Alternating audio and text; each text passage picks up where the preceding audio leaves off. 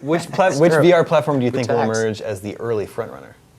I think Rift is out first, but PSVR will have a bigger install base. Yeah. Really? See, I think that Oculus is a great piece of hardware. I don't think that Oculus is going to be the leading. Oh, I absolutely I think Facebook is the install base that matters there. No, it's going to be Oculus because they have the majority of Oculus to a lot of people is VR. Yeah. Like that's the one that started the whole thing a few years ago. So they have all that mind share. It works on PC, and there's a billion PCs out there. Although to be fair, it does need to be a very high-end PC. And I think most important of all, they really seem to be focusing on non-gaming applications. Which is hugely important to VR taking off. It doesn't just necessarily need to be a toy for gamers. No, it's going to have porn, which is the biggest deal about it. Right, like that whole open source hacky mentality of it, like download a thing for your Oculus and check it out, is going to be missing from PSVR. Yeah, but PSVR will be its own thing, and for games, it'll probably. I mean, I'm not saying PSVR. Like my prediction, if which one is going to be the front runner, I absolutely say Oculus. That's not to take away from. I don't know whether PSVR is going to be a success. I think those will be different things. Yeah, I guess it depends on what you mean by front runner, right? Like if you're talking about like what's going to be have the deepest cut commercial mass sales success. I don't think that's Oculus. What's going to be the cutting edge? What's going to be opening up interesting doors more and more in interactive software over the next decade? Oculus. I agree there. See, I do think Oculus will outsell PlayStation VR. See, I think I would like to live in that world. I think the Oculus is an awesome product. Easily, you think?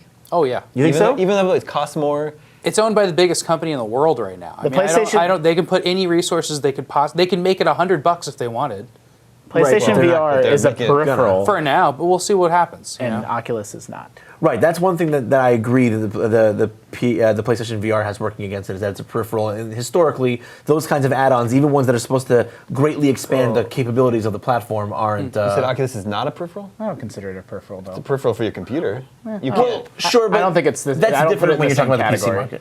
Yeah, when you're talking about that's a weird distinction. I agree with Justin. When you're talking about the PC market, it's like hard as technically a graphics card is a peripheral too. Like it's all just parts. Yeah. Okay. Yeah. What I'm saying is, can you do anything with it on its own? I consider the Oculus its own. The Oculus is its own platform. I compare the Oculus to the PlayStation 4 more than I compare the Oculus to the PlayStation VR in terms of business. I think that's a strange distinction to make, because totally you can play games on your PC without Oculus. I actually agree with him, not because of the functionality. Like you're right, if you go by the definition of what the word peripheral is, like you're right, they're both technically peripherals.